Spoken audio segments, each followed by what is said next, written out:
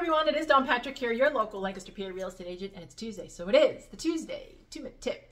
Today's 2-minute tip, I'm going to try not to make it the 2-hour tip because I want to break down a little bit this NAR settlement that I've been getting a lot of phone calls about and some inquiries about and what is happening.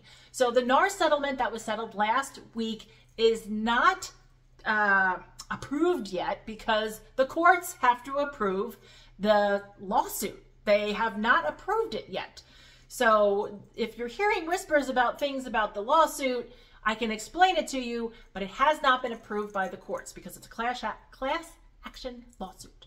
So 3 policy changes that NAR is saying will go into effect. Number 1, buyer agency contract has to be signed before we do any of our real estate work. That includes showing you a home. So when you meet somebody and you want them to be your buyer agent, we're supposed to get that buyer agency contract signed right away so you know what the responsibilities are for a buyer to pay the buyer agent.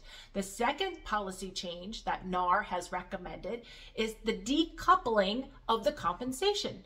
And so before, when the commissions were negotiated, you could pay the listing agent and then the listing agent split that compensation with the buyer agent. You can still do that. Sellers can still do that because you want to attract good buyer agents with buyers to make offers on your home.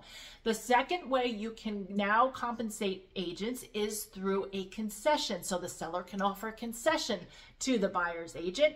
And then the third way that buyers can be compensated is if they get the money from the buyers themselves. Now, I have my list of things I want to talk about here because if I don't, I'm going to go off on tangents, but I will decompress this as the weeks go on and as the courts approve what's going to be approved. But this is what the whole lawsuit is about and the 3 policy changes that NAR has suggested.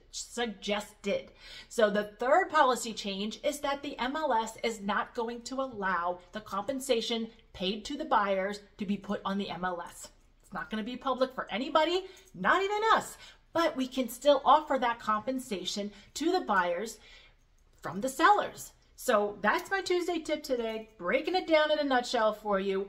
We will continue to have this conversation because it's very convoluted. It's like a little octopus. We got to take it apart bit by bit, right?